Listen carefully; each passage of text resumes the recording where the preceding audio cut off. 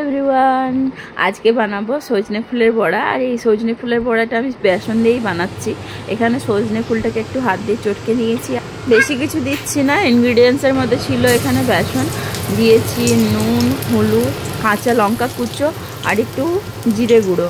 বাস এই কটা জিনিস দিয়ে ভালো করে চটকে মেখে নিয়েছি। তারপরে একটু খানিকটা তেল গরম করে নিয়েছি, সরষের তেল দিয়েছি। তোমরা চাইলে সরষের তেলের ফ্লেভারটা ভালো আছে, তোমরা চাইলে সাদা তেল ইউজ করতে পারো।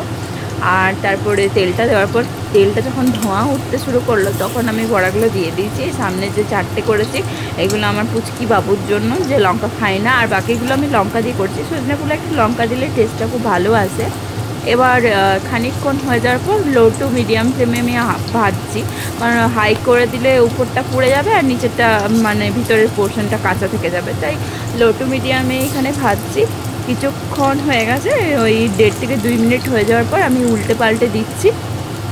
এভাবে উল্টে পাল্টে ভেজে নিতে হবে। আর কিছুটা দেওয়া হয়ে গেছে, প্রায় অনেকটাই হয়ে গেছে কমপ্লিট, আর 5টা 6টার মতো বাকি আছে। এইগুলো ভেজে নিয়ে পরের ব্যাচটাতে আমি আবার কয়েকটা ভেজে নেব।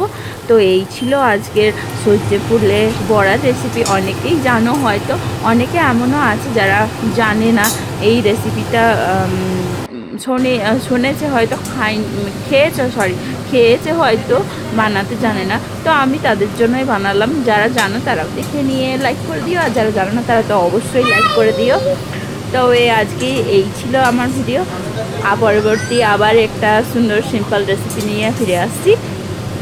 ভালো থেকো সবাই, টাটা, লাভ ইউ। তুমি খাবে?